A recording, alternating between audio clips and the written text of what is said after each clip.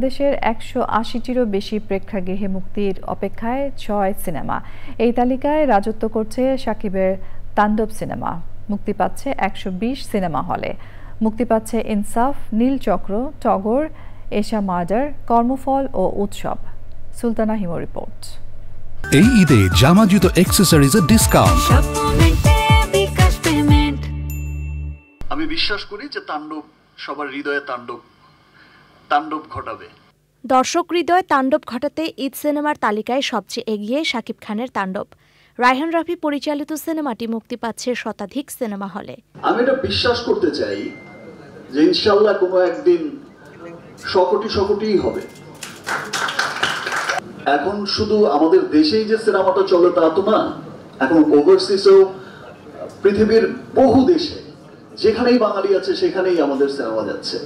গান আর ট্রেলারে এগিয়ে আছে সঞ্জয় সমদ্দার পরিচালিত, তাসনিয়া ফারিন, মুশাররফ করিম ও শরীফুল রাজ অভিনীত চলচ্চিত্র ইনসাফ। সানি সানোয়ার পরিচালিত ক্রাইম থ্রিলার ঘরানার এশা মার্ডার কর্মফল সিনেমাটিও রয়েছে দর্শক চাহিদায়। মুখ্য চরিত্রে অভিনয় করেছেন আজমেরি হক বাঁধন সহ অনেকে। আসছে আরিফিন শুভ অভিনীত চলচ্চিত্র নীলচক্র। আদর আজাদ ও পূজা চেরি অভিনীত আলোক হাসানের পরিচালনায় আসছে সিনেমা টগর। তানিম নূর পরিচালিত উৎসব সিনেমাটিও মুক্তি পাচ্ছে এই ঈদে। অভিনয় করেছেন জাহিদ হাসান, অপি করিম, আফসানা মিমি, তারিক আনাম খান সহ এক ঝাঁক তারকা অভিনয়শিল্পী। সুলতানা হিমো, চ্যানেল আই, ঢাকা।